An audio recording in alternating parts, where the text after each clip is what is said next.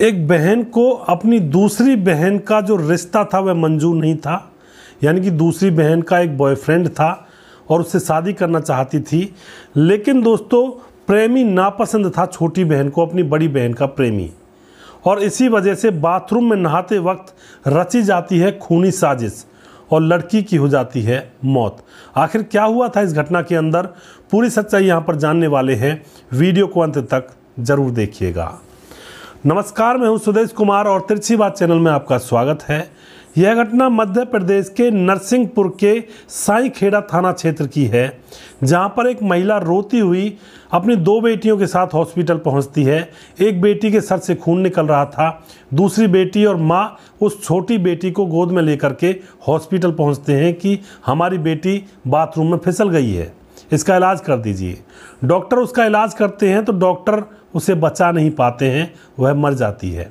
Doctor police को बुला देते हैं, पुलिस आती है और डेड बॉडी को पोस्टमार्टम के लिए भेज देती है और उन दोनों माँ बेटियों से पूछताछ करती है जो अपनी छोटी बेटी को लेकर आए थे। अब यहाँ पर वह बताती है कि माँ का नाम बबली अवस्थी है और जो पिता था उस लड़की का, उसका नाम शिव सागर, डॉक्टर शिव सागर था, और जिसकी मौत हो चुकी है। घर के अंदर खुशबू जो कि 24 साल की है और सबसे छोटी बेटी जो मर चुकी है शिखा, उसकी उम्र 22 साल की है। यह तीनों माँ बेटियाँ घर के अंदर रहा करती थी। अब क्या होता है, यहाँ पर बताया जाता है पुलिस को कि रात को बेटी शिखा बाथरूम के पास पड़ी हुई थी, उसका सर फूटा हुआ था। जो माँ बबली होती है वो पुलिस को बताती है और शंका जताती है कि बाथरूम में पैर रिपटने की वजह से, पैर फिसलने की वजह से मेरी बेटी शिखा की मौत हो गई है, उसके सर पर चोट भी है। अब यहाँ पर दोस्तों पुलिस डेड बॉडी को पोस्टमार्टम के लिए भेज देती है और पोस्टमार्टम रिपोर्ट 2-3 दिन के बाद पुलिस उसका इंतजार कर रही थी तो वह रिपोर्ट भी आ जाती है। और जैसे ही पोस्टमार्टम रिपोर्ट आती है तो यहाँ पर राज खुलता है कि उस लड़की की मौत अपने आप नहीं हुई है, उसकी हत्या की गई है। उसके ऊपर नुकीली चीज़ों से भी प्रहार किए गए हैं शरीर के अंदर। अब दोस्तों यहाँ पर पुलिस इस मामले का और खुलासा करना चाहती है तो पुलिस उस लड़की शिखा की माँ बबली और उसकी बड़ी बहन खुशबू से दोबारा से पूछताछ करती है, लेकिन अभी भी कोई सुराग पुलिस को नहीं मिल रहा था। उसके बाद पुलिस बड़ी बहन खुशबू से कहती है कि अपनी छोटी बहन शिखा का फ़ोन नंबर दो, जिससे कि हम उसकी CDR वगैरह निकाल सकें। लेकिन इस बात पर जो बड़ी बहन खुशबू होती है पुलिस को बरगलाने लगती है कि मेरी छोटी बहन के पास 3-4 फ़ोन नंबर थे और वो इसी तरह की थी, उसका करैक्टर ख़राब था। यानी कि पुलिस को अब खुशबू के ऊपर, बड़ी बहन के ऊपर ही शक होने लगता है कि अपनी बहन जो कि मर चुकी है उसके ऊपर भी ये रहम नहीं कर रही है, तो कोई ना कोई तो यहाँ पर गड़बड़ घोटाला है। अब यहाँ पर पुलिस चुप रहती है और पुलिस खुशबू का नंबर ले लेती है और उसकी CDR लोकेशन वगैरह जांचती है। तो पुलिस को पता चलता है कि खुशबू के रिलेशन में एक जिसका नाम होता है राहुल नाम का लड़का है और उससे घंटों घंटों तक बात करती है। और जिस समय शिखा की मौत हुई थी उस समय राहुल की फ़ोन की लोकेशन उसी घर में बोल रही थी। अब दोस्तों यहाँ पर राज खुलना तय था, क्योंकि पुलिस ने जो डोरे डाले थे वह पूरे फिट हो चुके थे, पूरे पुलिस के आंकड़े बैठ चुके थे। अब यहाँ पर क्या होता है दोस्तों, खुशबू को पकड़ लिया जाता है और उससे अच्छी तरह से पुलिस के तौर तरीके से पूछताछ की जाती है। तो खुशबू अब सारी घटना पुलिस के सामने बयां करती है।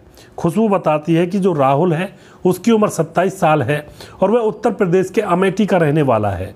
फेसबुक पर जब मैं फेसबुक चलाया करती थी तो वहाँ पर उससे दोस्ती हुई और उससे प्यार हो गया, एक दूसरे से फ़ोन नंबर बदल लिया गया और फिर दोनों घंटों घंटों तक बात करते और हम दोनों एक दूसरे से प्यार करते, संबंध भी बना लिया करते थे होटलों में जा कर के।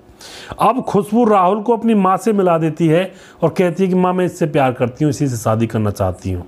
माँ कह देती है कि ठीक है बेटी, शादी तो करनी है, किसी और से करो या इससे करो, इससे ही कर लेना।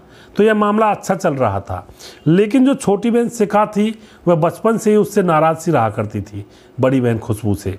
तो शिखा कह देती है कि यह लड़का ठीक नहीं है, वह शादी के लिए तैयार नहीं होती है, क्योंकि खुशबू अब शादी की तैयारी करने लगती है उस लड़के जिसका नाम राहुल होता है।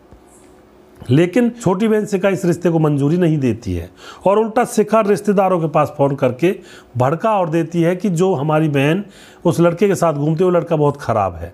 तो रिश्तेदारों के फ़ोन उस खुशबू के पास आने लगते हैं कि तू कर क्या रही है, कौन से लड़के के साथ शादी करना चाहती है, क्या है आखिर।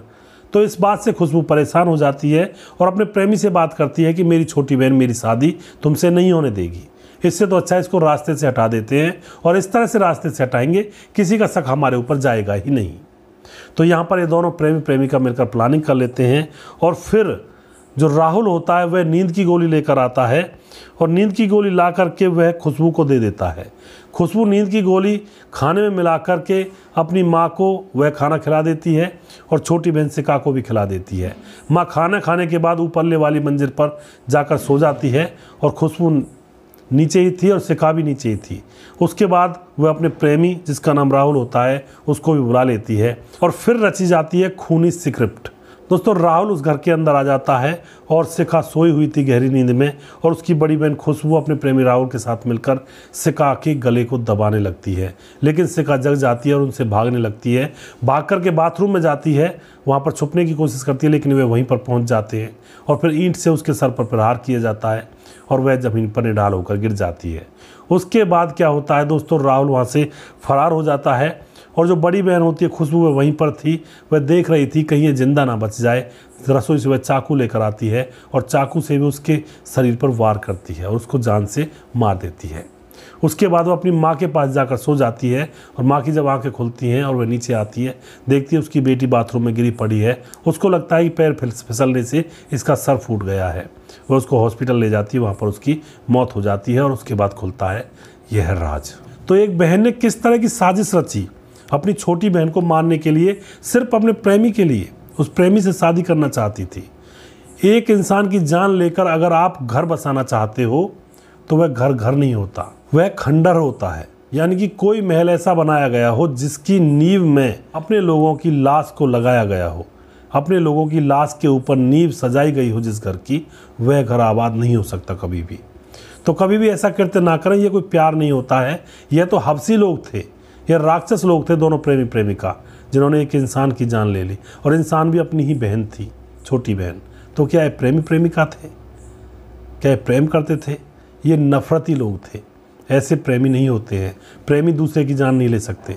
प्रेमी अपने जीवन का बलिदान कर देते हैं, लेकिन दूसरे को कष्ट नहीं पहुंचाते हैं। ये प्रेमी नहीं है, और ना ही ये प्यार है। यह सिर्फ अट्रैक्शन है कुछ दिनों का, और इस अट्रैक्शन और हवस की वजह से लोगों के कत्ल होते हैं। दोस्तों, अगर आपको हमारा वीडियो अच्छा लगता है तो इसको शेयर जरूर कर दिया करें। अगला प्रोग्राम बहुत जल्दी फिर से लेकर आऊँगा किसी सच्ची घटना के ऊपर। तब तक आप खुश रहें, सावधान रहें, रिश्तों की अहमियत को समझें। जय हिंद, जय भारत।